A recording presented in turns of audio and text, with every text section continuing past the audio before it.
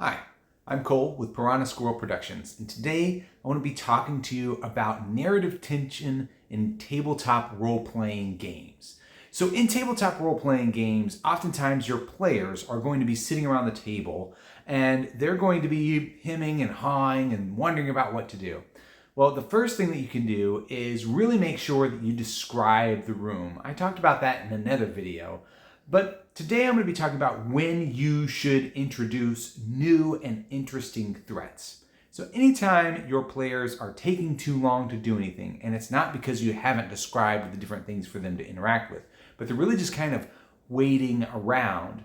One thing I like to do is to roll a d4, and then when that timer goes down, I give them another opportunity to do things each time. And when they don't do things consistently, that ticks down. And once it goes away, then I introduce a threat. So at the beginning, when I first roll the die, I'll describe the threat far off, right? Like it's in another place. They hear, bandits in the next room. They hear the growling of a monster. They see the ground beginning to break up as it's about to fall and crumble beneath them. So they get some kind of early warning, and then they need to move on and do something else. And this keeps your pace of your game up. It keeps it high, because if the players know, hey, there is tension here in the setting, then they will start moving and acting to do more things instead of just sitting around and waiting for something to happen. If the players aren't going to act, you can introduce action and cause action by letting the world act around them.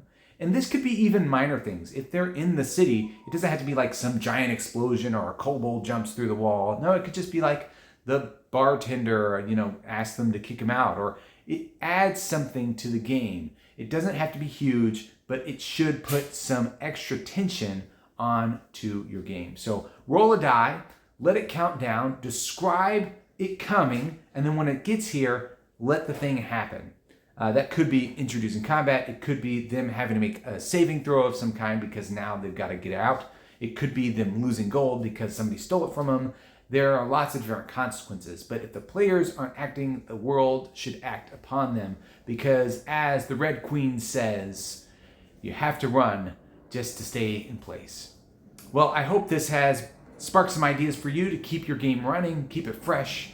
If you want, you can check out the links in the description, sign up for Micro Monthlies, and get a free supplement sent to your inbox. Thanks for watching, and may all your games be full of dread and laughter.